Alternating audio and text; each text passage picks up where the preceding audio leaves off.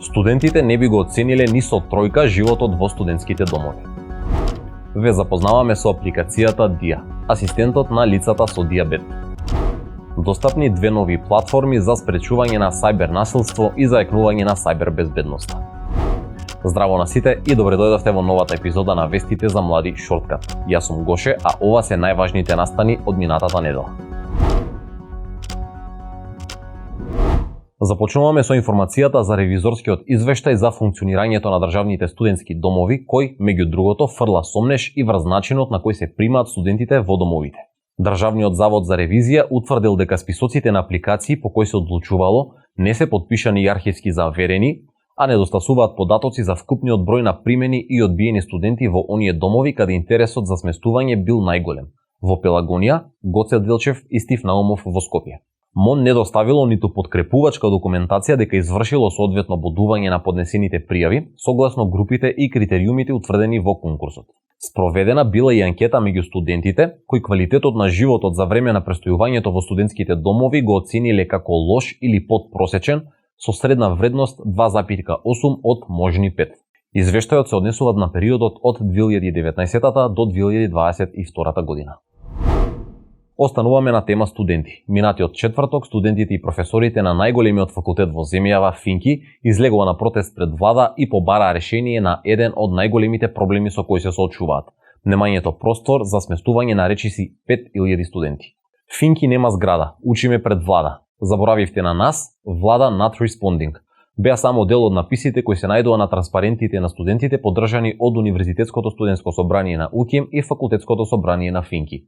Тие ја искажаа својата креативност, па пред зградата на извршната власт изложија фотографии од разговор со јазичниот модел ChatGPT, во којот чатботот бараат да генерира слика како македонската влада ја гради зградата на Финки. Бидејќи владата не ни изгради зграда, го замоливме ChatGPT да го направи тоа. Беше ироничниот коментар на студентите што ја коментира изложбата. Главниот прилог го посветуваме на Ѓоргина Ристовска и Марио Мијатовиќ, млади иноватори кои ја креира апликацијата DIA како асистент на лицата со дијабетес. Инспирирани од желбата да помогнат на свој блиски кои имаат дијабетес, Ѓоргина и Марио ги искористиле развојот на технологијата и можностите кои ги нуди за да понудат решение за овој медицински проблем. Ѓоргина Ристовска и Марио Мијатовиќ се креатори на македонската мобилна апликација DIA, која е наменета за лицата со дијабетес. Со помош на ова иновативно решение, корисниците можат лесно да ги следат големиот број информации поврзани со дијабетесот и на тој начин успешно да ја контролираат состојбата. Преку DIA, дијабетичарите секојдневно можат да внесуваат податоци за своето здравје, но и податоци за нивоата на гликоза во крвта. Потоа тие податоци ги следат преку извештаи кои се генерираат во апликацијата. DIA е наменета за лицата со кој било тип на дијабетес. DIA е мобилна апликација која што е намената за менаџирање на дијабетесот, односно во DIA се содржани алатки и карактеристики како што се внес на нивото на глукоза, проследено со извештаи на дневно, неделно и месечно ниво, внес на крвен притисок, внес на телесна тежина и внес на HbA1c. Исто така во DIA се содржани едукативни блогови, кои што преку алгоритам кој што ги персонализира кон самите корисници, им дава содржини како што се живот со дијабетес, тип 1 дијабетес, тип 2 дијабетес, потоа физичка активност и исхрана, и со истите блогови нашите корисници ќе можат подетално да се едуцираат за нивната состојба и да донесуваат правилни одлуки.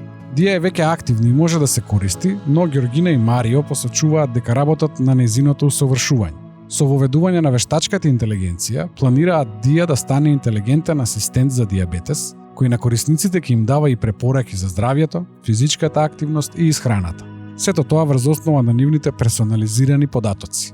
Во моментов тимот на DIA соработува со стартап клуб од Скопје, од каде добиваат менторска помош за дефинирање на идните алатки и бизнис моделот. Целта им е апликацијата што побрзо да се најде и на регионалниот и на глобалниот пазар. Очекуваат целосното решение да го имаат кон средината на идната година. DIA првично е достапна за македонски пазар. За брзо време сакаме и да ја прошириме на регионално ниво.